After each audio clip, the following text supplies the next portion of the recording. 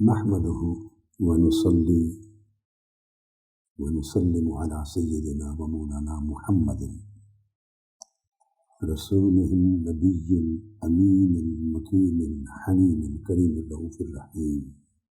أما بعد، أعوذ بالله من الشيطان الرجيم. بسم الله الرحمن الرحيم. وقال الله تعالى: ثم قست قلوبكم من بعد ذلك فهي كالحجارة أو أشد قسوة. وإن من الحجارة لما يتفجر منه الأنهار وإن منها لما يشقق فيخرج منه الماء وإن منها لما يهبط من خشية الله وما الله بغافل عما تعملون. صدق اللہ مولانا العظیم. معزز مشائخ علماء کرام، معتکفین و معتکفات، خواتین و حضرات اور دنیا کے اطراف و اکناف سے سب سامعین و سامعات اور ناظرین و ناظرات، السلام علیکم ورحمۃ اللہ وبرکاتہ. اللہ رب العزت کا شکر ہے کہ آج ہم اعتکاف کی یہ جو آخری عشرہ اخیرہ کی راتیں ہیں، ان کی 5ویں شب میں حاضر ہیں. کل کا مضمون میں نے ختم کیا تھا حدیث نبوی صلی اللہ تعالی علیہ وآلہ وسلم کے مضمون کی توضیح میں اور اس کی تشریح میں کہ کس طرح شیطان اپنے خواطر ڈالتا ہے اور کس طرح ملائکہ خواطر ڈالتے ہیں. ان 4 قسموں کی تشریح کرتے ہوئے کہ وہ خیالات اور تھاٹس اور خطابات اور القاءات جو آپ کے دل میں آتے ہیں، وہ کبھی نفس کی طرف سے ہوتے ہیں نفسانی، کبھی شیطان کی طرف سے ہوتے ہیں خاطر شیطانی، کبھی پھر انہیں کاؤنٹر کرنے کے لیے نیکی کے خیالات اور خواطر آتے ہیں فرشتوں کی طرف سے، وہ ملکی، اور کبھی اس سے بھی بالا ربانی خواطر ہوتے ہیں، خواطر ربانی. اللہ رب العزت نے خیر و شر کا یہ جو معرکہ ہے دنیا میں، اس کے لیے انسان کو مواقع دینے کے لیے کہ وہ خیر کو چوز کرتا ہے یا شر کو، ہدایت کی راہ کو چوز کرتا ہے یا گمراہی و دلالت کو، اللہ کی طرف بڑھنا چاہتا ہے یا اللہ سے دور ہو کر نفس پرستی میں دنیا کی طرف جانا چاہتا ہے، اپنا آخرت میں اپنا ٹھکانہ جنت کی سمت لے جانا چاہتا ہے یا جہنم کی سمت، اللہ کی رحمت اور خوشنودی کی طرف جانا چاہتا ہے یا اللہ کی ناراضگی اور غضب کی طرف جانا چاہتا ہے. قرآن مجید نے کہا فَهَدَيْنَاهُ النَّجْدَيْنِ، ہم نے دونوں راستے دکھا دیے، دونوں راستے دکھا دیے. آنکھیں بھی دے دی ہیں 2، ان سے دیکھنا بھی سمجھا دیا ہے، عقل و شعور دے دیا ہے، سمجھنا دے سمجھا دیا ہے، اچھے برے کی تمیز کرنے کی استعداد اور صلاحیت دے دی ہے، اور ارادے اور فیصلے کی حریت، آزادی دے دی، فریڈم دے دی. آپ مجبور نہیں ہیں. اللہ رب العزت کے اوامر و نواہی، اس کے احکام قرآن اور سنت نبوی کی شکل میں واضح کر دیے ہیں. جن کو سمجھ نہ ہو ان کے لیے راستے بتا دیے گئے ہیں کہ اس طریقے سے احکام کو سمجھیں، جانیں، پوچھیں، معلوم کریں، اصلاح کے راستے لیں. پھر انسان زندگی میں جو کرتا ہے، جو سوچتا ہے، جو فیصلہ کرتا ہے، جو پریکٹس کرتا ہے، جو کچھ امپلیمنٹ کرتا ہے، اس کے لیے وہ رسپانسبل ہوتا ہے، اکاؤنٹیبل ہے، آنسریبل ہے، اکاؤنٹیبل ہے۔ برائی کرتا ہے تو پنشبل ہے، پنشمنٹ ہے، اچھائی کرتا ہے تو ریوارڈ، اجر و ثواب ملتا ہے۔ یعنی یہ ایک نظام ہے زندگی کا۔ اسی کا ایک حصہ ہے کہ خواطر، نفسانی شیطانی ادھر منفی سائڈ کی طرف اور ملکی ربانی مثبت سائڈ کی طرف دے دی۔ یہ سارا مضمون کل بڑی تفصیل سے بیان کیا۔ یہاں آج کی گفتگو شروع کر رہا ہوں۔ میں نے تلاوت کی ہے ابتداً ایک آیہ کریمہ جو سورہ بقرہ کی آیت نمبر 74 ہے، 74۔ اس کو پھر جوڑنا چاہتا ہوں اس آیہ کریمہ سے جس پر کل کی گفتگو کا اینڈ کیا تھا، اختتام کیا تھا۔ یعنی کل کی نشست کا اختتامیہ وہ سورہ انعام کی آیت نمبر 125 تھی۔ اس کو ریپیٹ کرتا ہوں تاکہ آج کی ابتدائیہ کے ساتھ آپ جڑ جائیں قرآنی مضمون کے حوالے سے۔ آپ کو یاد ہوگا میں نے کہا تھا کہ اللہ رب العزت نے ارشاد فرمایا پورے مضمون بیان کرنے کے بعد کہ کس طرح انسانوں میں شیطان ہیں، کس طرح جنات کے شیطان ہیں، کس طرح وسوسہ اندازی کرتے ہیں، کس طرح بہکاتے ہیں، کس طرح آپ کے خیالات میں، آپ کے تصورات میں، خواہشات میں، شہوات میں بہکاوا، گمراہی، پھسلن ڈالتے ہیں۔ اس سارے مضمون کو مکمل کرنے کے بعد تو جو نہ سن سکے ہوں وہ ان کے لیے لازم ہے کہ پچھلے 3-4 راتوں کے مضمون کو سن لیں۔ جن کا مس ہو گیا ہو وہ پچھلے کو بعد میں گھر جا کے سن لیں تاکہ مضمون کا تسلسل آپ کی سمجھ میں آ جائے۔ آخری آیت کریمہ پر جو بات کی تھی وہ یہ تھی، اللہ پاک کا فرمان فَمَن يُرِدِ اللَّهُ أَن يَهْدِيَهُ، اللہ رب العزت جس کے لیے ارادہ فرماتا ہے، چاہتا ہے کہ اسے ہدایت دیں، اور جب ہدایت کا ارادہ فرماتا ہے تو وہ اپنے فضل کے ساتھ فرماتا ہے۔ یشرح صدرہ للاسلام، اس کا سینہ اسلام کے لیے، اسلام کی تعلیمات کے لیے، اسلام کے دیے گئے اوامر و نواہی کے لیے، اسلام کے فہم اور اس کی معرفت کے لیے، اسلامی احکام کے ساتھ رغبت اور محبت کے لیے، اسلامی تعلیمات پر عمل کرنے کے لیے، اور انہیں اپنی زندگی میں جاری و ساری اور نافذ کرنے کے لیے کیا کرتا ہے؟ یشرح صدرہ للاسلام، اس کے سینے کو کھول دیتا ہے، یعنی اس کے دل میں بڑی وسعت پیدا کر دیتا ہے۔ اللہ پاک اس کے دل میں، سینے میں بڑی اسپیس پیدا کر دیتا ہے، کھول دیتا ہے، اور کھول دیتا ہے رغبت کے ساتھ، انس کے ساتھ، محبت کے ساتھ، سکینت، سکون اور اطمینان کے ساتھ۔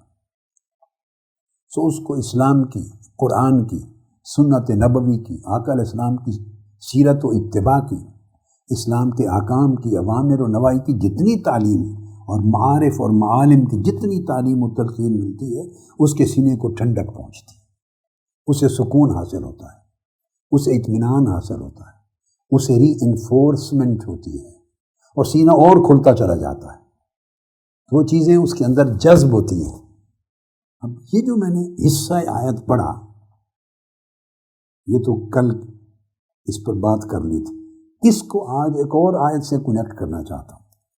ایگزیکٹلی یہ مضمون ہمیں اس سے آگے لے کے جاتا ہے۔ غور کیجئے، یہاں 2 نقطے ہیں۔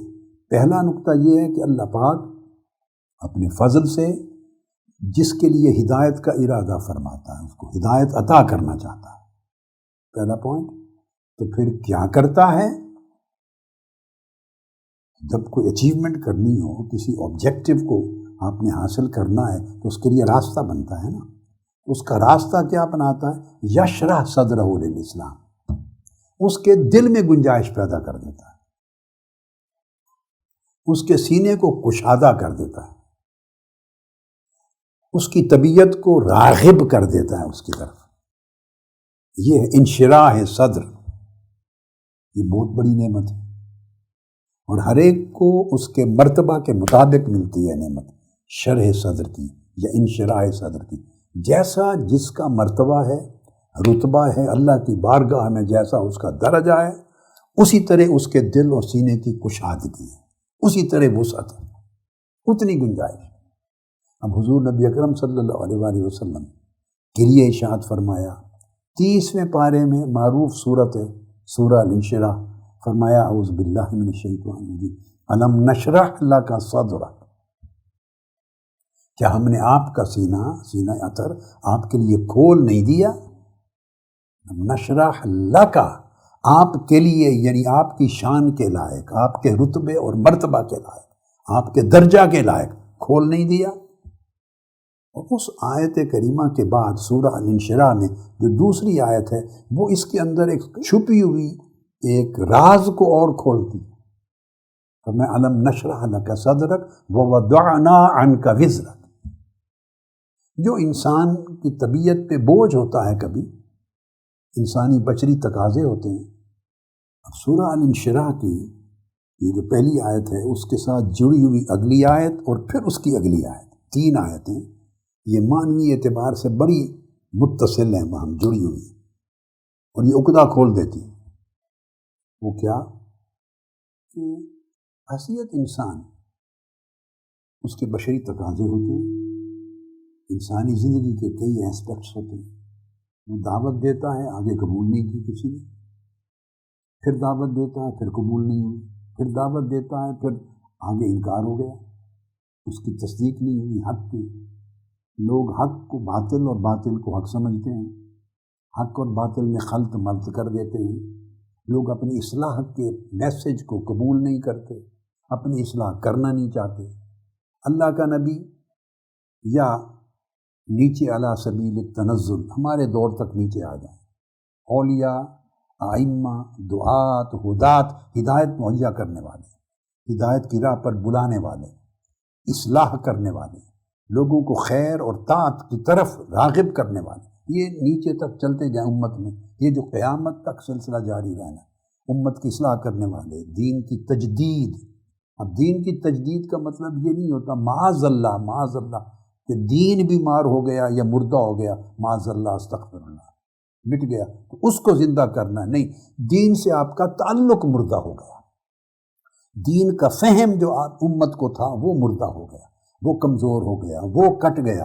ہماری زندگی میں دین کی قدریں کمزور ہو گئیں، دین کی معرفت کمزور ہو گئی، دین کے ساتھ رغبت کمزور ہو گئی، ہماری دین پر عمل کرنا کمزور ہو گیا، ہمارے دل و دماغ میں دین کی اہمیت اور مکانت اور وہ کمزور ہو گئی، سو دین سے رشتہ کٹ گیا۔ یہ جو کٹ گیا تعلق، مردہ ہو گیا، کمزور ہو گیا، اس کو زندہ کرنا، فہموں میں، عمل میں، فکر میں، تصور میں، عقیدے میں، حال میں، عمل میں، تعلقات میں، سوسائٹی میں، ظاہر میں، باطن میں، اس دین کے ساتھ تعلق کو، دین کی قدروں کو، فہم کو، معرفت کو زندہ کرنا، ریوائیو کرنا، پھر سے آپ کو جوڑنا، یہ تجدید ہوتی ہے۔ اور اس سے کم درجے کا کام ہو دعوت دینے کا تو اس میں خیر اور اصلاح، وہ اصلاح ہوتی ہے۔ تو یہ اصلاح اور تجدید کے عمل ختم نبوت کے بعد امت کے ہر زمانے میں قیامت تک جاری رہیں گے۔ اچھا، جب کسی بھی درجے کا کوئی شخص دین کی تعلیم دیتا ہے تو اللہ پاک اگر ہدایت کا ارادہ فرمائے ہوئے ہے تو اس کے لیے آپ کے دل اور سینے کو اللہ کھول دیتا ہے، آپ دیر تک سنتے رہتے ہیں، آپ کی پیاس ہی نہیں بجھتی۔ یہ میں علامت دے رہا ہوں، علامت، پیاس نہیں بجھتی، کہتے ہیں اور ملے، اس سے سکون ملتا ہے، راحت ملتی ہے، لذت ملتی ہے، حلاوت ملتی ہے، اللہ کی بات سے، اللہ کے رسول کی بات سے، اللہ والوں کی بات سے، اللہ والوں کی مجلس سے، دین کی تعلیمات سے ایک کیف آتا ہے، آخرت کی یاد سے۔ اور اگر اس کے برعکس گناہ کی بات ہو جائے، اللہ کی نافرمانی کی، گناہ کی، معصیت کی، عصیان کی، طغیان کی، اللہ سے دوری کی، بے وفائی کی بات ہو تو طبیعت میں انقباض آتا ہے، طبیعت قبول نہیں کرتی، اس کا حکم ہے کہ سنو نہیں، اٹھ جاؤ۔ اب یہ جو ہے اس کو سورہ الانشراح کے ساتھ جو ہے الم نشرح لک صدرک، کیا ہم نے آپ کے لیے آپ کے مرتبہ اور شان کے مطابق آپ کا سینہ نہیں کھول دیا؟ میں نے کھول دیا، اور اتنا کھولا جتنا آپ کی شان، مرتبے اور آپ کی رسپانسبلٹی کے لیے درکار تھا۔ وَوَضَعْنَا عَنْكَ وِزْرَكَ، تو یہاں پر بات میں نے چھوڑی تھی۔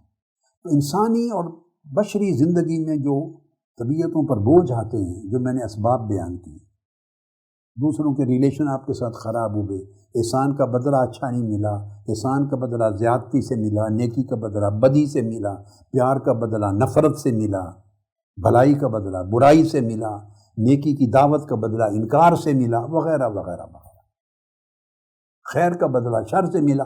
یہ ساری چیزیں رفتہ رفتہ رفتہ طبیعتوں پہ بوجھ لاتی ہیں۔ طبیعتیں بھی دو طرح کی ہوتی ہیں، بعضوں پر اللہ پاک جن کو بہت کشادگی دیتا ہے، اس کشادگی کے ساتھ بڑی ہمت بھی دیتا ہے، بڑا حوصلہ بھی دیتا ہے، بڑی برداشت، بڑا صبر، بڑا شکر، بڑا عزم دیتا ہے۔ مگر سٹل اس کے مطابق اگر طبیعت پہ کوئی بوجھ آتا ہے تو فرمایا وہ جو بوجھ تھا وَوَضَعْنَا عَنْكَ وِزْرَكَ، جب سینے کو کشادہ کرتے ہیں تو وہ بوجھ بھی اتار دیتے ہیں، بوجھ محسوس ہی نہیں ہوتا۔ آپ سادہ لفظوں میں سمجھ لیں، سٹریس۔ آدمی بڑی بڑی کنڈیشن سے گزرتا ہے تو پھر سٹریس فیل ہوتا ہے جب رسپانس اس طرح کا نہیں ملتا۔ فرمایا سٹریس بھی نکال دیا۔ تو جب بندہ اتنے بڑے سٹریسفل کنڈیشن میں بھی فریش رہے، کوئی سٹرین اور سٹریس نہ ہو، یہ شرح صدر کے ساتھ اس کا تعلق ہے، یہ اللہ کی رحمت ہے۔ الذی انقض ظہرک، جو آپ کی پشت کو نیچے جھکا رہا ہے۔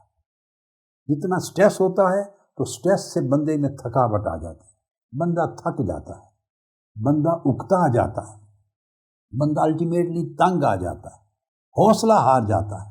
یہ ہے کمر کا دب جانا، پیٹھ کا دب جانا۔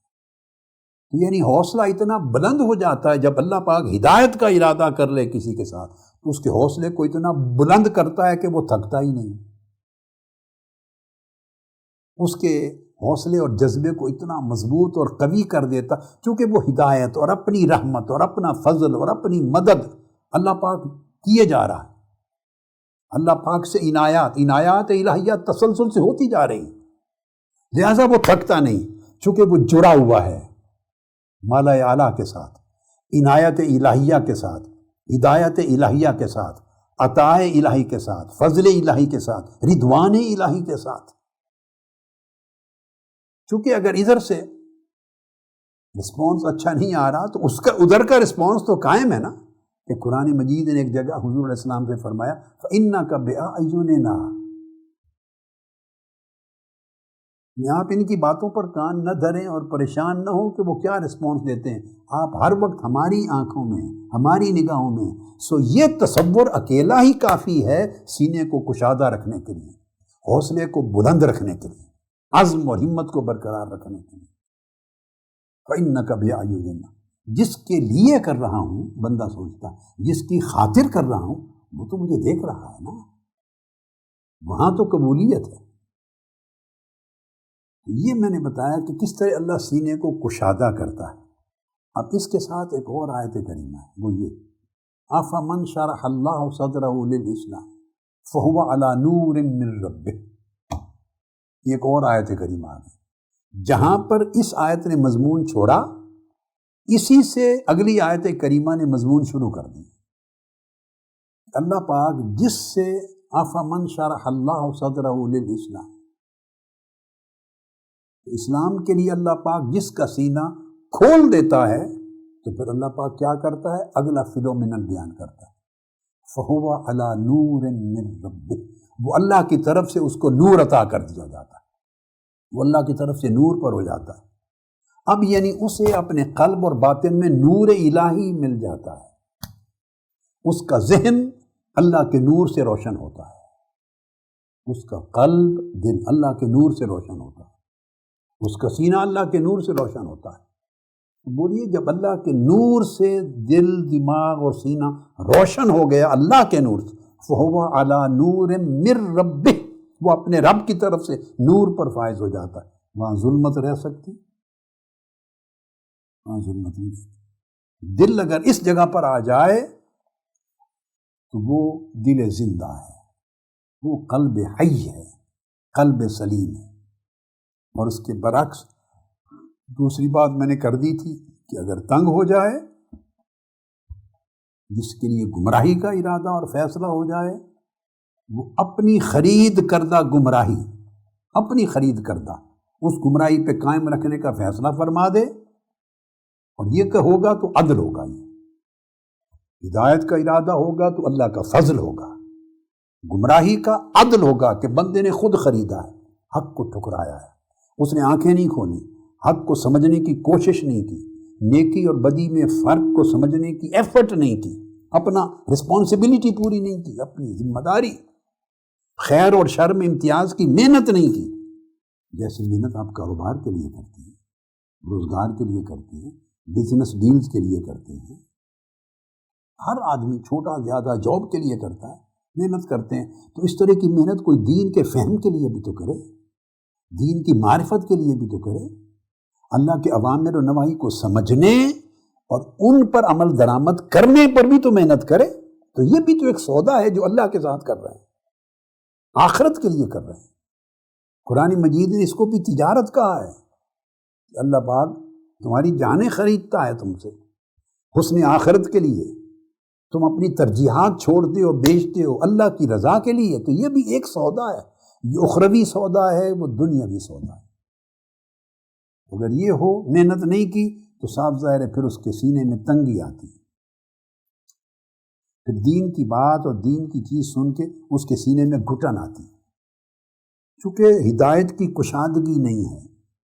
اللہ پاک جب یہ گھٹن والا معاملہ ہو تو یہ عدل ہوتا ہے، کیونکہ بندے نے اس رخ محنت نہیں کی، اپنا فرض ادا نہیں کی،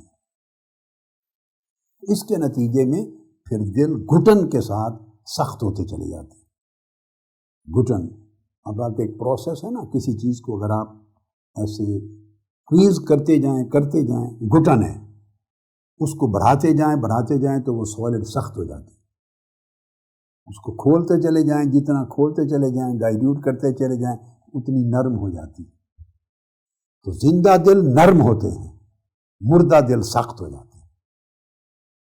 قرآن مجید کی اس آیہ کریمہ میں جو میں نے تلاوت کی شروع میں فرمایا ثم قست قلوبکم من بعد ذلک فہی کالحجارہ، پھر تمہارے دلوں نے اللہ کی ہدایت قبول کرنے سے انکار کر دیا، یعنی اللہ کی ہدایت پر دروازے بند کر دیے اور نفس کے غلبے اور شیطان کے غلبے کے تحت ہو گئے، پھر تمہارے دل سخت ہو گئے، اور وہ کیسے ہو گئے؟ جیسے پتھر ہوتے ہیں، وہ اشد قسوہ، بلکہ سختی میں حتیٰ کہ پتھروں سے بھی زیادہ سخت ہو گئے، اس میں اب نرمی نہ رہے۔ اس پر میں تھوڑا آگے چل کر اس سبجیکٹ کو، یہ دل کا سخت ہو جانا، اتنا صرف رکھتا ہوں، مضمون کو مکمل کر کے پھر میں آگے اس جگہ آ رہا ہوں انشاءاللہ۔ اب اس مضمون کو پھر پیچھے سے شروع کر رہا ہوں۔ جب یہ بات کر لی کہ جو خواتر ہیں، چونکہ اس وقت ہم قلبی اور باطنی امراض کی بات کر رہے ہیں، اگلے ساتھ اللہ پاک نے چاہا تو پھر دل کے جو احوال صالحہ ہیں اس کو مضمون بنائیں گے، اگر زندگی ہوئی اور اللہ کا امر ہوا۔ یہ دل کے اخلاق سیئہ، یہ احوال ذمیمہ کی بات ہو رہی ہے، امراض، اور جب دل شفا یاب ہوتے ہیں، صحیح اور سلیم ہوتے ہیں، تو اس کے حالات کیا ہو جاتے ہیں، صحت مندی کی علامتیں کیا ہیں، پھر اگلے سال اللہ پاک نے چاہا تو اس کو سیریز بنائیں۔ اس وقت میں اس سائڈ کو لے رہا ہوں تاکہ جہاں سے بدی داخل ہوتی ہے، برائی داخل ہوتی ہے، دل مریض ہوتا ہے اور ہلاکت اور تباہی آتی ہے، ان دروازوں کو بند کیا جائے، ان کی شناخت کی جائے، ان کو ڈائیگنوز کیا جائے۔ ہوتا سائیڈ بائی سائیڈ ہے، مگر تقدیم اور تاخیر ہے۔ پہلا فوکس زیادہ بدی کو ختم کرنے پر ہے۔ دیکھیے قرآن مجید میں ایک مقام پر ارشاد فرمایا گیا، وہ آیت کریمہ میں آپ کے لیے پڑھتا ہوں، اور اس کے اندر ایک بات ہے، ایک میسیج ہے، اس پر فوکس کریں۔ فرمایا اعوذ باللہ من الشیطان ما آتاکم الرسول فخذوہ وما نہاکم عنہ فانتہوا، یہ قرآن مجید کی آیت، اس کی تشریح میں صحیح بخاری میں حدیث آتی ہے، صحیح بخاری میں حضور علیہ السلام نے فرمایا اس میں پرائورٹی دی ہے شرع کی. فرمایا فَإِذَا نَهِيتُكُمْ عَنْ شَيْءٍ فَاجْتَنِبُوهُ وَإِذَا أَمَرْتُكُمْ بِأَمْرٍ فَأْتُوا مِنْهُ مَا اسْتَطَعْتُمْ.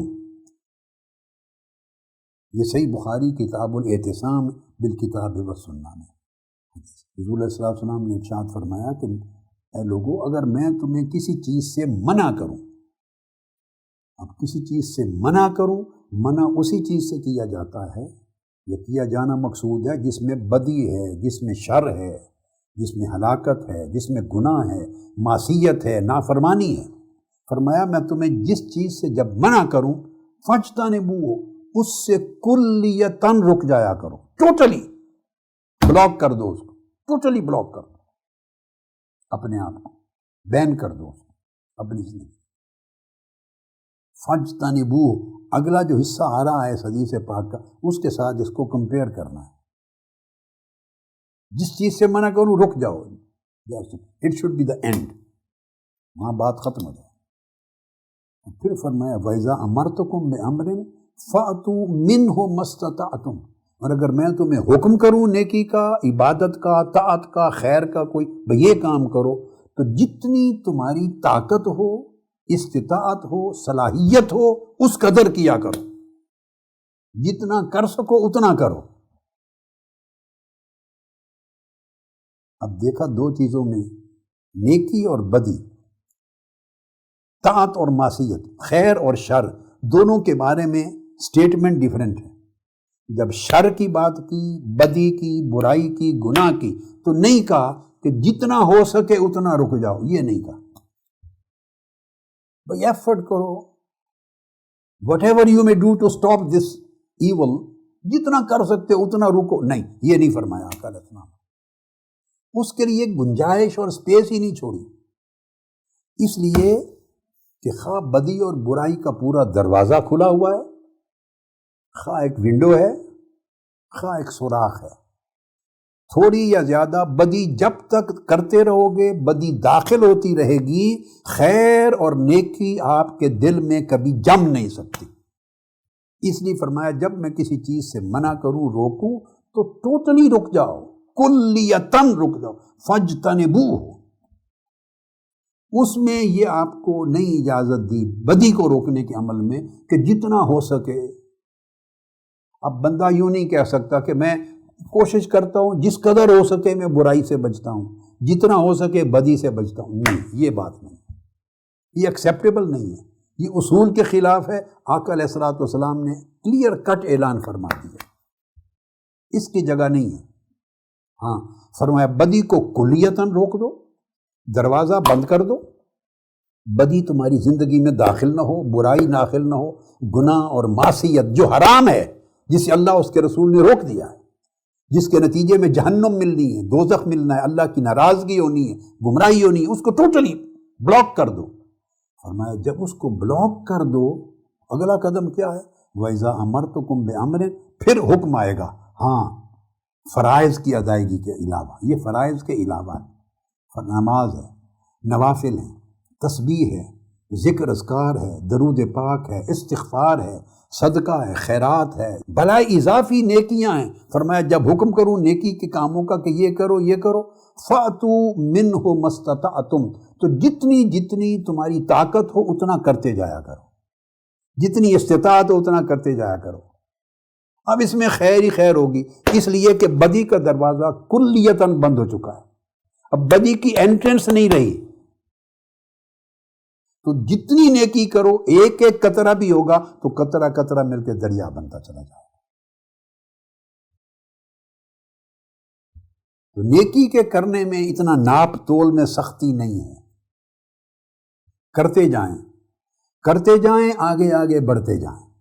مگر بدی کے کرنے میں بڑی سخت حکم ہے کہ اس کو بالکل بلاک کرو. یہ آقا علیہ السلام نے اس حکم الہی کی جو قرآن مجید میں آیا تھا اس کی وضاحت فرمائی. اب میں یہ بتانا چاہتا ہوں کہ دل کی امراض کی چونکہ بات کرنی ہے، تو دل مریض ہوتے ہیں جب، تو اس دل کے مریض ہونے کا پروسیس کیا ہے. یعنی کل کی بات جہاں پر ہم نے ختم کی، خواطر کی، یہ خاطر شیطانی اور خاطر نفسانی دو پر فوکس کر رہے ہیں. جس سے خرابی جنم لیتی ہے، اس خاطر کی جو شیطانی یا نفسانی ہے، اس خاطر کے نتیجے میں گناہ کب جا کے بنتا ہے، کتنا سفر طے ہوتا ہے اور کتنے مرحلے اس کے اندر آتے ہیں کہ دل سیاہ ہو جائے، گناہ گار ہو جائے، عاصی ہو جائے، خاطی ہو جائے، سقیم ہو جائے، مریض ہو جائے۔ وہ سارا پروسیس، وہ سفر کیا ہے، اب اس کو واضح کرتا ہوں تاکہ اس کنسیپٹ میں مغالطہ نہ رہے، سٹیپ بائی سٹیپ ہم کس طرح چلتے ہیں۔ ایک چیز ذہن میں رکھ لیں کہ جو پچھلے 2 دنوں میں گفتگو ہوئی خطرہ کی، جس کو خاطر کہا، اور اب میں نے اس کو فوکس کر دیا ملکی اور رحمانی جو خواطر ہیں، اب ان کا تذکرہ انشاءاللہ آئندہ سال ہوگا۔ ذہن میں رکھیں، خاطر ملکی اور خاطر رحمانی، خاطر ربانی، مطلب ہے جہاں سے نیکیاں آتی ہیں اور دلوں کو شفا ملتی ہے۔ یہ سبجیکٹ آئندہ سال ہوگا۔ آج پہلا حصہ لا الہ، آج اس شر کو مٹانے اور بدی کی جڑ کاٹنے کا مضمون ہے جہاں سے دل مریض ہوتے ہیں۔ اب اس وقت میں یہ فوکس کر رہا ہوں وہ یہ کہ جب وہ خطرہ، یعنی ایک بیڈ تھاٹ، ایک ایول تھنکنگ، ایک برا خیال آتا ہے، اس میں اور دل کے مریض ہو جانے میں کتنا سفر ہے اور اس میں کتنے مرحلے اور کتنی سٹیجز ہیں۔ وہ برا خیال دل کے مرض یا دل کی ہلاکت تک پہنچنے میں کیا ٹائم لیتا ہے، اب اس پروسیس کو میں لے رہا ہوں۔ پروسیس میں نے آپ کو بگننگ کا ایک جملہ بول دیا تھا کہ وہ خطرہ، یعنی خاطر نفسانی یا خاطر شیطانی، نفس کی طرف سے آیا یا شیطان کی طرف سے آیا، جب اس نے آپ کا دروازہ نوک کیا، اب وہاں سے شروع کر رہا ہوں، یہ اگلا سبجیکٹ۔ تو آپ کا فرض تھا کہ آپ نفرت کے ساتھ اس کو ریجیکٹ کر دیتے، اس کو آپ بلاک کر دیتے۔ اس کو میسج جاتا کہ میرے سودے کو اس بندے کا دل قبول کرنے کو تیار نہیں ہے، تو نفرت اور سختی اور کراہت کے ساتھ اس کو ریجیکٹ کر دینا۔ اگر ریجیکٹ کر دیتے تو وہ برائی کا خیال تھا، اس کا گناہ بھی نہیں تھا، یہ بھی ذہن میں رکھ لیں۔ خیال آنے سے گناہ آپ کے نامہ اعمال میں لکھا نہیں جاتا، وہ آپ کے بس میں نہیں ہے۔ وہ جو شیطان القاء کرتا ہے یا نفس القاء کرتا ہے، اس وقت تک آپ رسپانسبل نہیں تھے۔ رسپانسبل اس وقت بنے یا ذمہ داری اس وقت، رسپانسبلٹی آپ پر آنا شروع ہو گئی جب آپ نے اس کو ریجیکٹ نہیں کیا، اس کے لیے نفرت اور کراہت کا اظہار نہیں کیا، بلاک نہیں کیا۔ ہاں، یہاں سے آپ ذمہ دار ہونا شروع ہو گئے، یعنی آپ نے اس کو ریسیو کیا، ویلکم کیا اس برے خیال کو۔ پھر دوبارہ آیا وہ خیال، پھر آپ اس کو سوچتے رہے، پھر اس سے حظ لیا۔ میں نے آپ کو اس کی تفصیل بتا دی تھی، اس کی تعریفات کرتے ہیں۔ پھر آپ نے اس برے خیال کو انٹرٹین کیا، پھر اس برے خیال کو انٹرٹین کیا، تو اب تک وہ برے خیال آپ کا دروازہ نوک کرتا تھا دیکھنے کے لیے کہ مجھے کراہت اور نفرت کے ساتھ ریجیکٹ کر کے دھکا دے دیتا ہے یا دروازہ کھول کے کہتا ہے کہ آئیں بیٹھیں۔ جب آپ نے دروازہ کھول دیا اور اس برے خیال کو اندر داخل ہونے دیا، آپ نے اس کو چائے پانی پیش کر دیا، اس برے خیال کے لیے سپیس بنا دی، اس برے خیال کے ساتھ اپنی مانوسیت ظاہر کر دی، تو پھر وہ ہر روز آنے لگا، آپ بھی پھر اس کا انتظار کرنے لگے۔ تو وہ خیال آپ کے ساتھ اتنا تسلسل کے ساتھ جڑ گیا، وہ جو خاطر نفسانی تھا یا خاطر شیطانی تھا، کہ پھر وہ وسوسہ بن گیا، جس کو قرآن مجید کی سورہ الناس کے حوالے سے کہا تھا یوسوس فی صدور الناس من الجنۃ والناس۔ اب یہاں پر یاد رکھ لیں، جب وہ وسوسہ بنتا ہے، یہاں پر شیطان اور نفس جوائن کر لیتے ہیں، کیونکہ میں نے بتایا تھا کہ جو خاطر نفس کی طرف سے خاطر نفسانی ہو اس کو حاجز کہتے ہیں، اور جو خاطر شیطانی ہو اس کو وسوسہ یا وسواس کہتے ہیں۔ اب وہ جو نفسانی خطرہ ہے، برا خیال، بری تھاٹ، بری تھنکنگ، برا آئیڈیا، وہ جو آیا، جو داخل ہو گیا اندر، جب اندر داخل ہو جاتا ہے اور اپنی جگہ پا لیتا ہے اور اس کو بیٹھنے کی، ٹھہرنے کی جگہ مل جاتی ہے اور وسوسہ میں کنورٹ ہوتا ہے، یہاں نفس اور شیطان کا ایکشن الگ الگ نہیں رہتا، یہ جوائن کر لیتے ہیں، ان کا الائنس ہو جاتا ہے، کیونکہ اب مانوس ہو گئی نا آپ کی طبیعت، جو ہی مانوس ہوئی تو نفس داخل ہو گیا، نفس امارہ داخل ہو گیا، تو نفس امارہ، آپ کا نفس اور شیطان دونوں جوائنٹ ہو جاتے ہیں اس سٹیج پر آ کر، سیکنڈ سٹیج پر۔ وسوسہ شیطان کا کام تھا، اس نے شروع سے ہی ڈالنا تھا وسوسہ، شروع سے نفس نے شروع سے حاجز ڈالنا تھا، مگر آپ نے نہیں روکا تو وسوسہ میں کنورٹ ہوا، تو یہاں نفس اور شیطان کا عمل ایک بن گیا۔ اب دو دشمن اکٹھے اپنے لشکر لے کر آپ پر حملہ آور ہیں، تو وسوسہ آپ کے اندر پھر جم جاتا ہے، بیٹھے رہتا ہے۔ جب تک خطرہ تھا اس کو بھگانا آسان تھا، نفرت کے ساتھ، کراہت کے ساتھ، استغفار کے ساتھ، عبادت کے ساتھ، اللہ کے حضور دعا کر کے، اعوذ باللہ پڑھ کے، تعوذ کے ساتھ کراہت کرنا، نفرت کرنا، اس کو نہ کھولنا، نہ سننا، نہ دیکھنا، اٹینڈ نہ کرنا، انٹرٹین نہ کرنا، یہ 100 طریقے، آسان تھا آپ کی محنت۔ لیکن جب وسوسہ بن گیا، وہ اب اندر داخل ہو چکا ہے، وہ آپ کے بیڈ روم میں آ گیا، آپ کے کچن میں آ گیا، آپ کے سیٹنگ روم میں، لیونگ روم میں آ گیا، اندر آ گیا ہے، گھر کے اندر۔ اب نکالنا اتنا آسان نہیں ہے، اب اس کے نکالنے کے لیے پہلے کراہت سے نکل جانا تھا، جب وسوسہ بن گیا اب مجاہدہ کے بغیر نہیں نکلے گا، اس کے لیے زیادہ ریاضت کرنی پڑے گی۔ پہلے فقط کراہت سے اس نے جانا تھا، اب ریاضت کے ساتھ جائے گا، محنت کرنی پڑے گی، بہت تسبیحات ہوں گی، وظائف ہوں گے، نفس امارہ کے وظائف ہوں گے، مہینوں لگیں گے، وقت لگے گا، طہارت کا طریق ہوگا، اذکار کا طریق ہوگا، قرآن مجید کی تلاوت، تدبر اور تفکر کا طریق ہوگا، روزوں کا طریق ہوگا یا نوافل کا ہوگا، کئی غسل ہوں گے، بار بار وضو کرنا ہوگا، خاص تسبیحات ہوں گی، جس نوعیت کا وسوسہ ہے اس کو دفع کرنے کے لیے اذکار ہوں گے، پھر اس پر محنت کرنی ہوگی، ایسے صرف قرات کرنے سے نہیں بھاگنا اس میں۔ اب آپ اس کو گھر کے اندر گھسا بیٹھے، دل کے گھر میں۔ اب سمجھ گئے فرق کراہت اور ریاضت کا؟ کراہت بھگا دینا تھا، اب ریاضت مجاہدہ ہے، زیادہ محنت کرنی پڑتی عبادت۔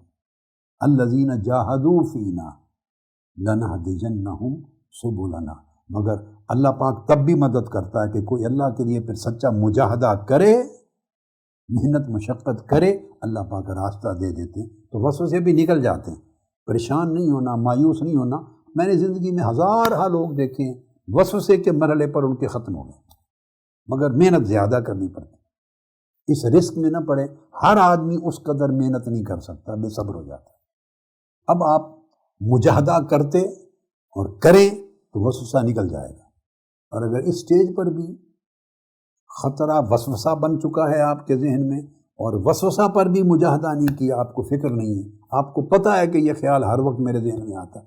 وسوسہ میں نے آپ کو پہلے سمجھایا تھا، یہ وہ وہم کی مرض والی چیز نہیں ہے جس کو ہم اردو زبان میں عام طور پہ وسوسہ سمجھتے ہیں کہ وہم ہے، ایک مریض ہے آدمی، سائیکولوجیکل پیشنٹ ہے، یہ وہ نہیں ہے۔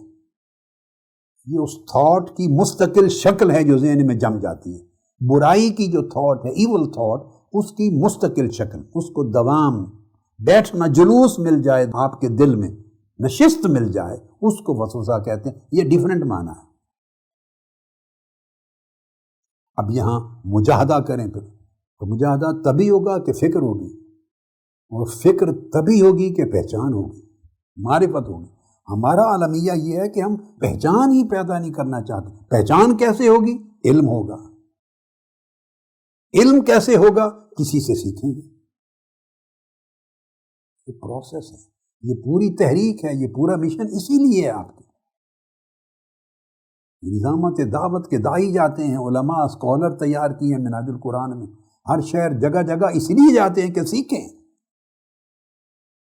نظامت تربیت ہے، ان کو ٹرین کرتے ہیں، اسکالرز ہیں، مختلف علماء ہیں یا نیک لوگ ہیں، صالح لوگ ہیں، ہر آدمی کا جہاں بھی کوئی تعلق ہے، تو سمجھ لیں، میں پیچھے سے پھر چلتا ہوں، مجاہدہ تب ہوگا جب آپ کو فکر اور درد ہوگی، نفرت ہوگی اس سے اور درد ہوگی.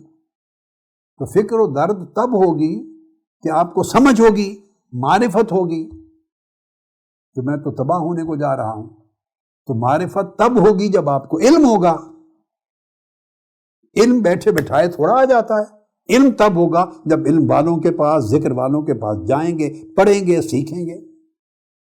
اس لیے حضور علیہ السلام نے فرمایا طلب العلم فریضۃ علی کل مسلم ومسلمہ، یہ ہر شخص پر فرض ہے. کچھ بیسکس پڑھیں، سیکھیں، اس کے طریقے ہیں، کتاب سے بھی سیکھیں، خطاب سے بھی سیکھیں. علماء کی مجالس میں بیٹھیں، اور جب علماء کی مجالس میں بیٹھیں تو دیکھ بھال کر کے بیٹھیں کہ خطرات زیادہ نہ لے کر آ جائیں. مجلس کا انتخاب بھی دانش مندی سے کرنا چاہیے کہ آپ خطرات کو ختم کرنے جا رہے ہیں یا اور خطرات خریدنے جا رہے ہیں. اللہ پاک معاف کر دے ہماری سوسائٹی کو، اور ہمارے مذہبی حلقات پہ بھی اللہ کرم کر دے. تو سیکھیں علماء کو کہ خیر کی دعوت دیتا ہے یا گالی گلوچ کرتا ہے، نفرت پیدا کرتا ہے یا محبت پیدا کرتا ہے، سختی کرتا ہے، نرمی کرتا ہے، قریب لاتا ہے یا بھگاتا ہے، اسلام میں داخل کرتا ہے یا ہر ایک کو اسلام سے خارج کرتا ہے، یا لوگوں کو طاعت کی طرف بلاتا ہے یا انتہا پسندی کی طرف لے جاتا ہے، نفرتیں پیدا کرتا ہے، تفریق پیدا کرتا ہے یا وحدت پیدا کرتا ہے، علم دیتا ہے یا جہالت دیتا ہے. میں نے بہت سے الفاظ اس لیے بولے کہ کوئی نہ کوئی لفظ تو آپ کو سمجھ میں آ جائے گا نا، لہٰذا پہچان کریں اس کا اپنا عمل کیا ہے. تو جو آدمی کی زبان ہے وہ اس کے اندر ہے. اگر زبان سے گالی گلوچ دیتا ہے تو اس کے اندر غلاظت ہے. جس کے اندر طہارت ہو اس کی زبان گالی نہیں دے سکتی. جو غلیظ زبان بولتا ہے وہ اندر کی غلاظت نکلتی ہے الفاظ، اور وہی اعمال بنتے ہیں، وہی طرز عمل بنتا ہے. سچ بولتا ہے، جھوٹ بولتا ہے، دھوکہ دہی کرتا ہے یا صدق اور اخلاص سے کام لیتا ہے، یہ سینکڑوں چیزیں ہیں. تو پہچان کریں پہلے مجلس کی. صحابہ کرام پوچھتے تھے حضور علیہ السلام سے، آقا علیہ السلام کی بارگاہ سے کہ کس کی مجلس میں بیٹھا کریں، کیونکہ مجلس میں بیٹھنا سیکھنے کے لیے ہوتا ہے. اب ہمارا عالمیہ یہ بھی ہے کہ ہماری مجلس اپنے آپ کو برباد کرنے کے لیے ہوتی ہے. ہم گپوں کی مجلس میں بیٹھتے ہیں جہاں جھوٹ بولا جاتا ہے، کذب ہوتا ہے، بغض اور کینہ ہوتا ہے، حسد اور عداوت ہوتی ہے، چغلی اور غیبت ہوتی ہے، الزام تراشیاں اور تہمت ہوتی ہے. ہم اپنی مجلس کو دیکھتے نہیں ہیں کہ اس مجلس سے ہماری آخرت کو بھی کوئی نفع ہوگا یا نقصان ہوگا. ایک مجلس ہے بیٹے جس سے صرف آپ کی دنیا کا نفع ہے. آپ دوستوں کے ساتھ بیٹھتے ہیں، انجوائے کرتے ہیں، برائی کی بات نہیں کرتے، کاروبار کی کرتے ہیں، دنیا کی کرتے ہیں، باہمی اچھے تعلق کی کرتے ہیں، ایک جائز مزاح کی کرتے ہیں. یہ وہ مجلس ہے، انسانی بشری زندگی کے تقاضے ہیں، درست ہے. بزنس کی کرتے ہیں، ضروریات کی کرتے ہیں، یہ صحبت مجلس جائز ہے. مگر ایک ایسی مجلس ہے جس میں نے پہلے باتیں کر دی ہیں، ناجائز بات ہوتی ہے. ان مجلسوں سے دل مردہ ہوتے ہیں. تو پوچھتے کس مجلس میں بیٹھیں، کس کے ساتھ بیٹھیں. آقا علیہ السلام نے فرمایا کہ میں تمہیں بتاتا ہوں کہ خیر الجلساء کون ہے، اچھے جلیس کون ہیں، جن کے ساتھ بیٹھا کرو، جن کی مجلس اور صحبت میں بیٹھا کرو. فرمایا وہ یہ ہیں کہ ان کو دیکھو تو اللہ یاد آتا ہے. جب وہ تمہیں اللہ کی یاد دلائیں، ان کی باتیں سنو تو تمہارے علم اور حکمت میں اضافہ ہو. ان کے عمل کو دیکھو تو تمہاری رغبت آخرت کی طرف بڑھے، اللہ کی طرف بڑھے. یعنی ان کے ساتھ بیٹھو، ان کی مجلس اور صحبت اختیار کرو جو اللہ کے قریب کریں، جو آپ کے دل میں اللہ کی محبت پیدا کریں، آخرت کی محبت پیدا کریں، جو گناہ سے نفرت پیدا کریں، نافرمانی اور معصیت سے دور کریں، جس سے آپ کے دلوں کو، دماغ کو، سوچوں کو، فکر کو، عمل کو طہارت ملے. بھلے تھوڑی ملے مگر ملے. تو دیکھنا ہے کہ خیر کی طرف بڑھ رہے ہیں، آپ کا حال بہتر ہو رہا ہے. کسی کے ساتھ بیٹھنے، دوستی کرنے، یہ سوشل میڈیا ہے، آپ چیزیں پڑھتے ہیں ہر وقت، آپ تو کوئی لمٹ نہیں رہی. یہ تو صحبت ہی چینج ہو گئی ہے نا ساری. اب ہر شخص کے ہاتھ میں ایک صحبت ہے، اس کا سیل فون ہے، صحبت ہے ہر ایک شخص کے ہاتھ میں. وہ فرینڈز ہیں، وہ فالو کرتا ہے، اس کی کئی ہزار اس کے سارے لنکس ہیں، فالو کرتا ہے. وہاں ہر روز چڑھایا جا رہا ہے، لکھا جا رہا ہے، بولا جا رہا ہے، ہر چیزیں اپلوڈ ہوتی ہیں، آپ اس کو روز بیٹھ کے پڑھتے ہیں. یہ آپ کی صحبت ہے. ہر روز جو چیز پڑھتے ہیں وہ آپ پہ اثر انداز ہوتی ہے. آپ میں کوئی ایسا افلاطون نہیں ہے، جب کوئی پہاڑ اور فولاد کا بنا ہوا نہیں ہے کہ جو ایک چیز ہر روز پڑھے، ہر روز دیکھے، ہر روز سنے اور اس پر کوئی اثر نہ ہو. یہ سوچنا دھوکہ دہی، اپنے آپ کو، اپنے نفس کو دھوکہ دینا. ایسا نہیں ہوتا.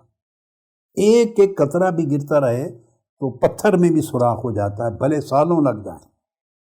ہر روز جو چیز پڑھتے ہیں اس کا اثر ہوگا، ہر روز جو دیکھتے ہیں اس کا اثر ہوگا. آپ پر ظاہر نہ ہو. ہوا ہے، کھلی ہوا، ہوا کے اندر آپ کو گرد نظر آتی ہے؟ گرد بولیے، ہاتھ اٹھائیں. آپ ایسے کہیں گے کہ نہیں نظر آتی، مگر گرد ہے یا نہیں؟ بولے مجھے اب بتائیں، گرد ہے یا نہیں ہوا میں؟ ہے. آپ اگر جھاڑ پھونک نہ کریں، ٹیبل صاف نہ کریں، 3-4 دن کے بعد آپ انگلی لگائیں تو ٹیبل پہ آپ کو گرد نظر آ جائے گی. یہ کپڑے جو میلے ہو جاتے ہیں، یہ میل کہاں سے لیتی ہیں؟ ہوا سے ہی لیتی ہیں. گرد میلے ہو جاتے ہیں، آپ دھوتی ہیں. برتن میلے ہو جاتے ہیں، آپ کے کچن کے کاؤنٹر میلے ہو جاتے ہیں. سارا کچھ یہ جو میل ہوتی ہے کوئی نظر تو کہیں سے نہیں آتی. اور اگر بدن سے بھی آتی ہے تو بدن پہ میل کہیں دکھائی دیتی ہے؟ مگر آتی ہے. آپ دیکھیے یہ بری چیز ہے،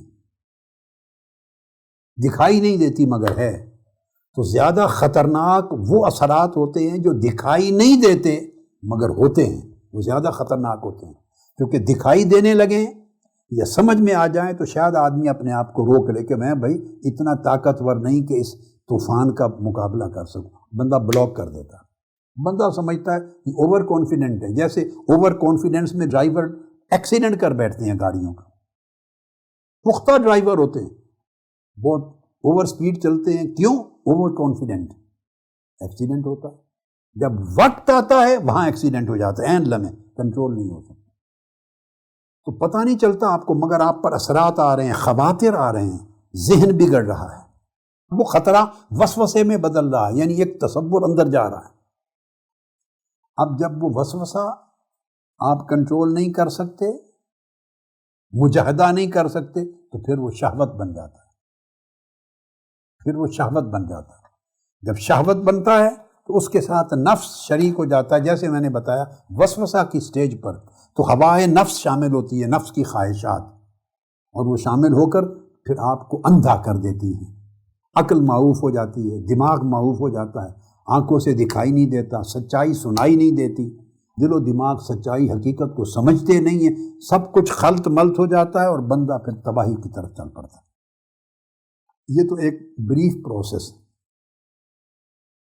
اب اس کو میں ایک اور طریقے سے ایکسپلین کرتا ہوں، ہے وہ بھی آسان، یعنی مختلف طریقے. میری ایک کتاب ہے قلبی حیات و ممات، اس کا نام ہے. اچھا، اس میں میں نے سٹیجز 11 بیان کی تھی کہ کس طرح سٹیپ بائی سٹیپ آگے چلتا ہے. وہ ایک الگ تقسیم ہے، وہ علمی تقسیم. میں وہ نہیں بیان کرنا چاہ رہا. ایک آدھ چیز، ایک دو چیزیں مشترک ہو جاتی ہیں مگر اس تقسیم کو بیان نہیں کر رہا. اگر کرنا ہو تو قلبی حیات و ممات میری کتاب تھا، وہ میرے ناروے کے 3 دن کے لیکچرز کا مجموعہ ہے، وہاں سے لے لیں. میں آج ڈیفرنٹ انداز کے ساتھ بات کر رہا ہوں. یہ تقسیم یا اس کے سٹیجز کا تذکرہ اور انداز کے ساتھ کریں.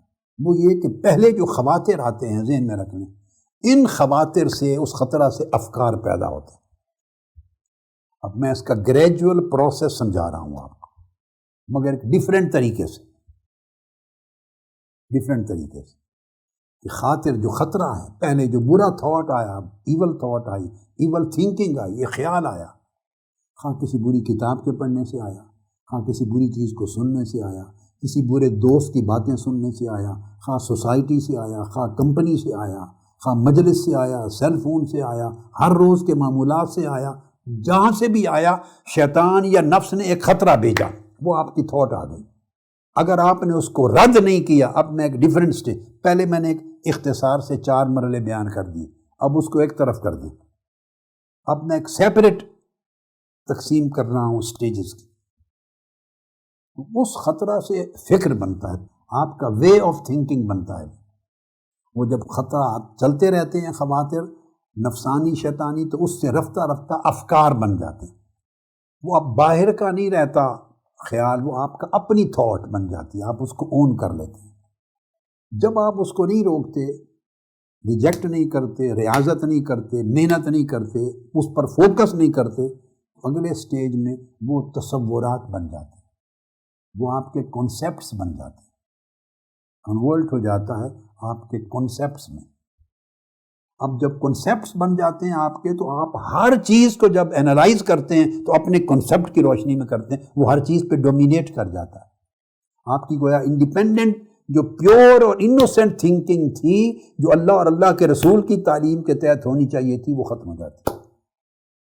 آپ نے نفس یا شیطان کے خواطر لیے، ان کے میسیجز لیے، ان کو اندر داخل کر کے ان کو سسٹین کیا، جگہ دی، اس سے وہ تصور بن گیا آپ ان تھاٹ سے، ذہن اس تصور کا قیدی ہو جاتا ہے۔ گلاسز لگ گئیں، بلیک ہیں، بلو ہیں، گرین ہے، ریڈ ہے، وہ چشمہ لگ گیا، اب جس شے کو دیکھیں گے وہی رنگ نظر آئے گا ہر چیز کا۔ تو گویا ذہن، دماغ اس تصور کا قیدی بن گیا، آپ نے امپریزن کر دیا دماغ کو لمیٹڈ کر دیا۔ اب دماغ کے پاس وہ جو یشرا صدرہ کشادگی تھی، وسعت تھی، اوپننس تھی، وہ نہیں رہی، تصور نے اس کو گھیر لیا۔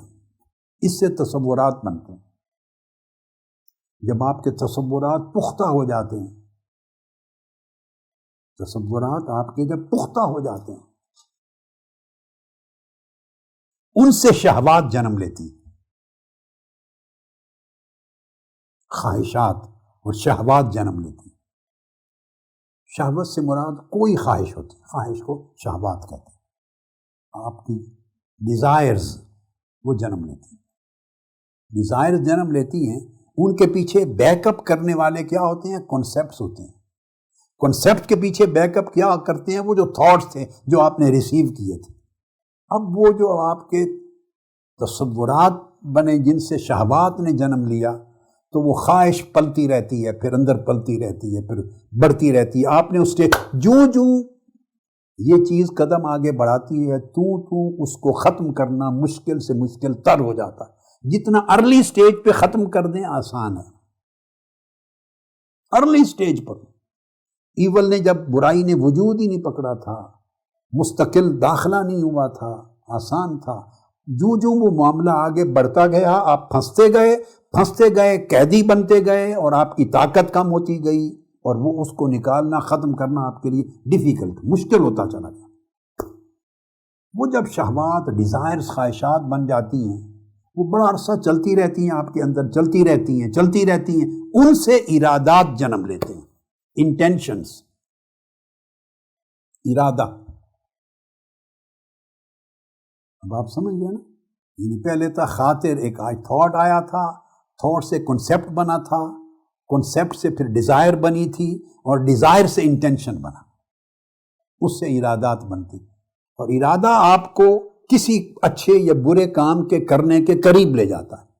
یہ جو پروسیس ہے دونوں طرف اپلائی ہوتا ہے۔ نیک خیال آئے تو وہ بھی اس طرح گریجولی جنم لیتا ہے۔ یہ بیج کی مانند ہے، خاطر یا خطرہ ایک بیج کی مانند ہے، جیسے آپ زمین میں بیج بو دیتے ہیں،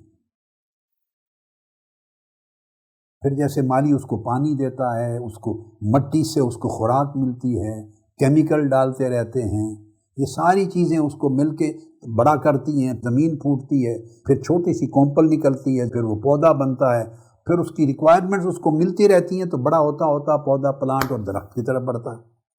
اس طرح خطرہ یا خاطر ڈیویلپ ہوتا گناہ کے اس درخت کی طرح پلتا ہے، بڑا ہوتا ہے۔ اس سے پھر انٹینشنز آ گئے۔ جب آپ ارادے تک پہنچتے ہیں تو اب اس سے نکلنا آپ خود اندازہ کر لیں کتنا مشکل ہو گیا۔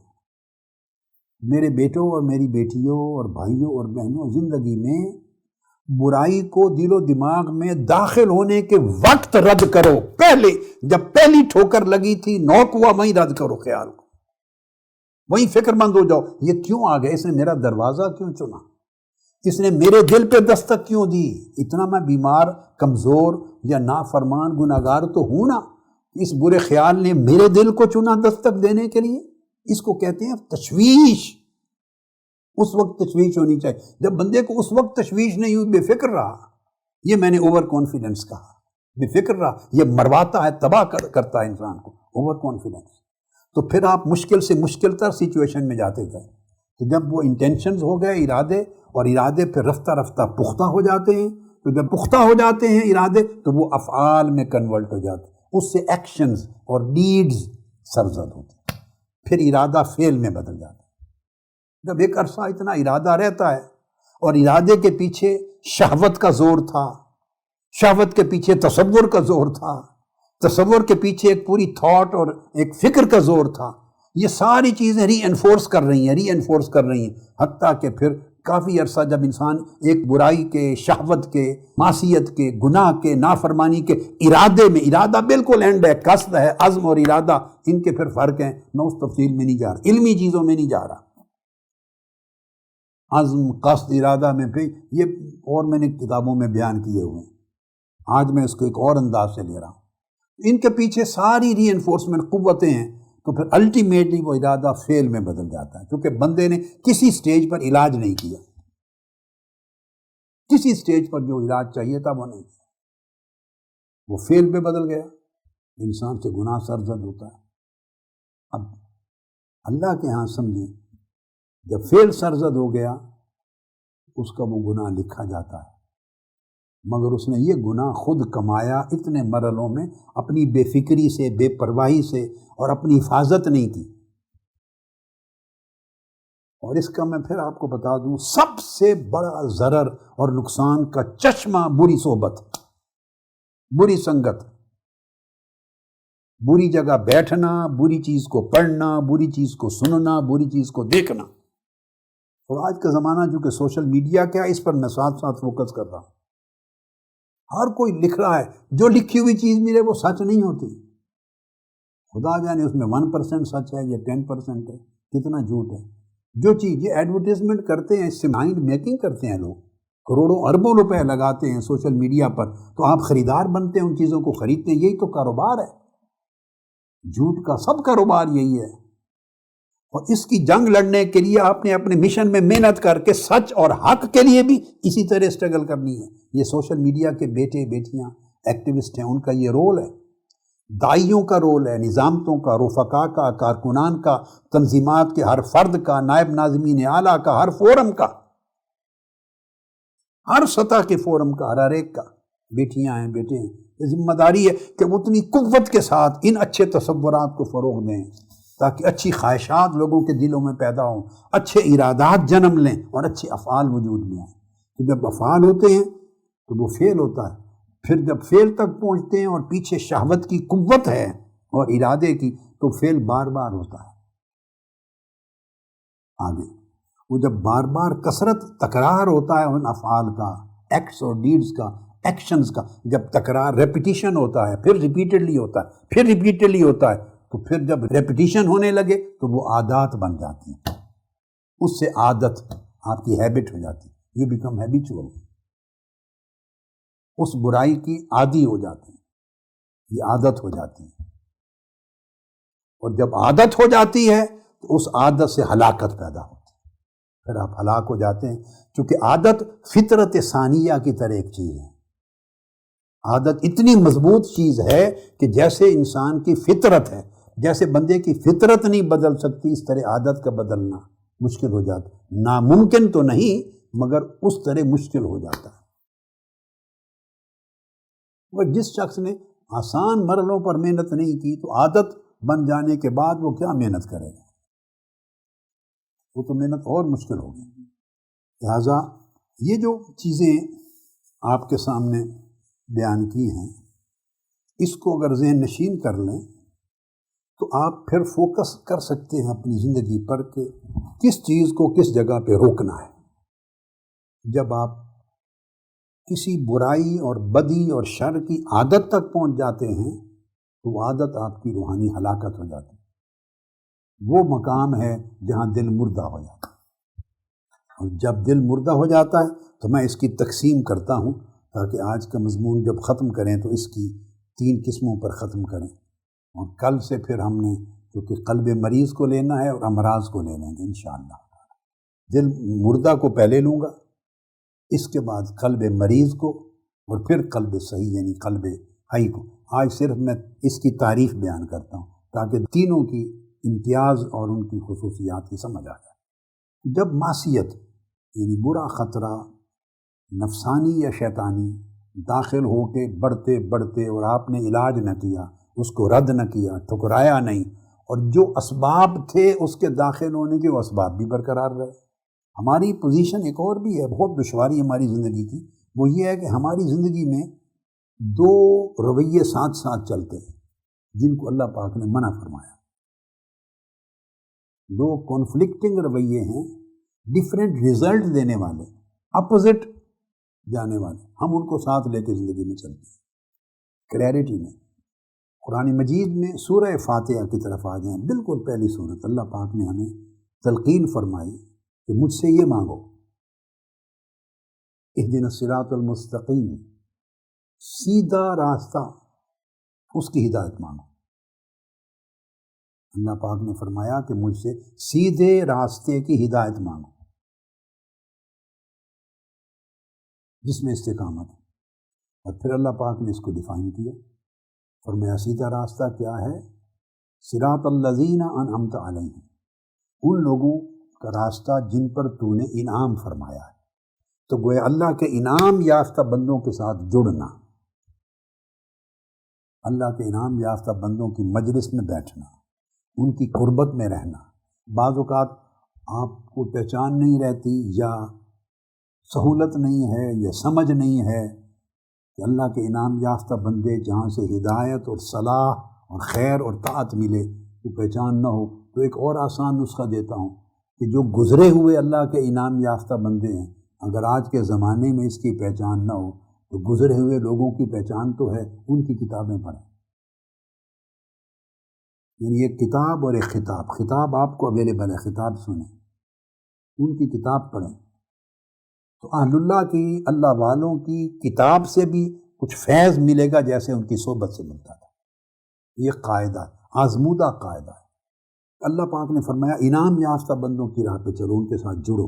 ساتھ اللہ نے شرط لگا دی، غیر المغضوب علیہم ولا الضالین، ان لوگوں کی راہ پر نہیں، ان لوگوں کے ساتھ نہ جڑو، ان کے ساتھ نہ اٹھو بیٹھو، ان کے ساتھ دوستی تعلق نہ رکھو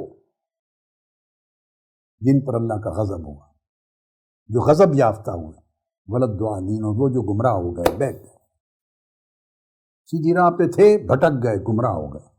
جب آپ کو پتہ چل گیا کہ یہ گمراہ ہو گیا، غلط راہ پہ جا رہا ہے، بس اس سے تعلق ختم کر دو تاکہ اس کی گمراہی کے میسیجز، پیغامات اور اثرات وہ آپ کو تباہ نہ کریں۔ جن پر پتہ چل گیا کہ یہ آدمی ایسے کام کرتا ہے کہ اس پر اللہ کا غضب ہوگا، اللہ پاک ایسے کاموں سے ناراض ہوتا ہے، یہ خیر کے کام نہیں ہے، تو آپ اس سے الگ ہو جاؤ۔ اللہ پاک نے شرط قائم کی ہے اس پر۔ اللہ کی انعام یافتہ بندوں کی راہ پر چلنے سے فیض تب ملے گا اور تب محفوظ ہوگا، تب برقرار رہے گا جب آپ ساتھ ان بری صحبتوں کو چھوڑ دیں گے۔ اچھی صحبت بھی رکھیں اور بری بھی رکھیں، تو اتنا ملتا نہیں جتنا چلا جاتا ہے۔ یہ بنیادی جڑ ہے۔ جب میں نے عرض کیا کہ آپ خواطر سے لے کے ہلاکت تک پہنچ گئے، عادت و ہلاکت تک پہنچے اور دل میت ہو گیا، تو مردہ دل کی علامت یہ ہے، مردہ دل اس کو کہتے ہیں، اس میں اب ایمان کی زندگی نہیں رہتی۔ میں بالکل مختصر سا یہ کروں گا کیونکہ کل کا مضمون یہاں سے شروع کر کے امراض قلب میں چلے جائیں گے۔ آج میں بیسک کنسیپٹ جو سمجھانا چاہتا تھا پھر اسی طرح جیسے روز بتاتا ہوں، اس قدر جو آج کی نشست کے لیے کافی تھا یا آج کی نشست کے وقت میں جس قدر گنجائش تھی اتنا سمجھا چکا۔ اب صرف 3 اقسام کے مفہوم کو سمجھ لیں، تشریح کل انشاءاللہ شروع کر دیں۔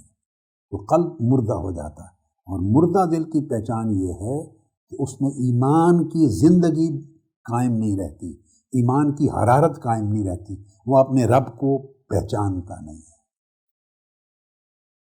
اب یہ جو زبان سے کہتے ہیں نا کہ میں تو مانتا ہوں میرا اللہ ہے، حج پہ بھی جاتے ہیں، عمرے پہ بھی جاتے ہیں، طواف بھی کرتے ہیں، روتے بھی ہیں، یہ سب زبان کا ایک عارضی چیزیں ہوتی ہیں۔ اپنے رب کو پہچانتا نہیں اور نہ اس کا دل اللہ کی عبادت گزاری کرتا ہے، نہ اللہ کی رضا کے مطابق عمل کرتا ہے، نہ اللہ کی محبت کرتا ہے۔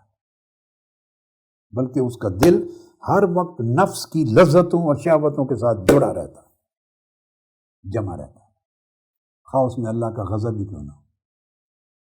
یہ ایک سادہ سی مختصر علامت ہے مردہ دل کی۔ اور اس کے برعکس زندہ دل، قلب حی، اس کو قلب سلیم کہتے ہیں۔ تو قلب سلیم وہ ہے جس کو اللہ پاک سلامتی عطا کر دیتا ہے، اور وہ ایمان پر، خیر پر، تقوی پر، نیکی پر، اللہ کی محبت پر، اللہ کی رضا پر، اللہ کی خوشنودی پر ثابت ہو جاتا ہے۔ دل سلامتی ملتی ہے اور ثبات ملتا ہے، جم جاتا ہے دل۔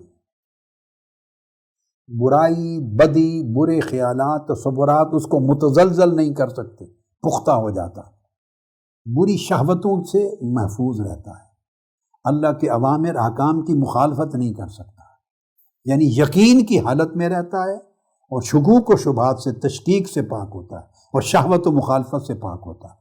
ایمان اس کے اندر مضبوط ہوتا ہے، اور ایمان کے ساتھ قلب مضبوط ہوتا ہے۔ یہ دو سادہ تعریفیں ہو گئیں، مردہ دل کی اور وہ اب زندہ دل کی۔ اس کے درمیان موسٹلی ہم لوگ رہتے ہیں،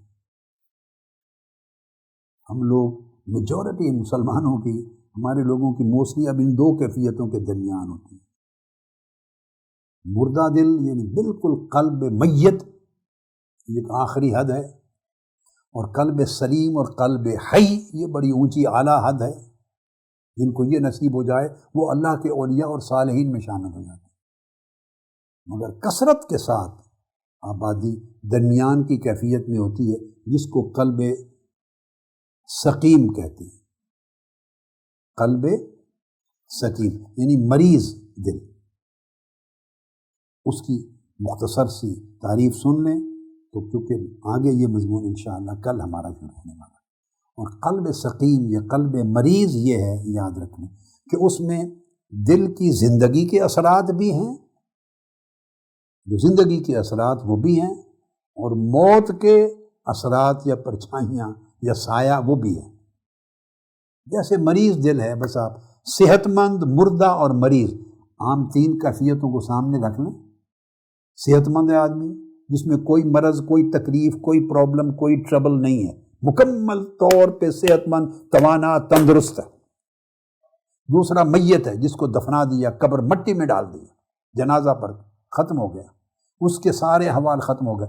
درمیان میں مریض ہے، اب وہ مریض خواہ اس کو نزلہ ہے، خواہ زکام ہے، خواہ کھانسی ہے، خواہ بخار ہے، خواہ پیٹ میں درد ہے، خواہ اس کو موشنز ہیں، خواہ اس کو انفیکشن ہے، خواہ اس کو ٹی بی ہے، خواہ کینسر ہے، جو بناتے چلے جائیں، یہ سب سارے ایریاز مریض کے ہیں۔ یہ سارے قلب مریض اور قلب سقیم کی کیفیت ہے۔ اس کی کیفیت یہ ہوتی ہے کہ زندگی بھی ہوتی ہے اور بیماری بھی ہوتی ہے۔ اس کے اندر دونوں مادے ہوتے ہیں، دونوں اثرات ہوتے ہیں۔ کبھی یہ غالب آ جاتا ہے، اعتکاف کی مجلس میں آ گئے، رات کے خطاب میں آ گئے، لیلۃ القدر میں آ گئے، کعبۃ اللہ کے سامنے گھوم رہے ہیں، روضہ رسول پر چلے گئے، اولیاء کی زیارات پہ چلے گئے، حضور داتا صاحب کی زیارت پہ چلے گئے، اولیاء کی مجلسوں میں آ گئے، حلقہ ذکر میں آ گئے، ایسے مواقع پر آ جائے تو اس کا وہ جو مادہ ہے زندگی کا، ایمان کا، وہ تازہ ہو جاتا، تھوڑی دیر کے لیے اٹھ جاتا ہے۔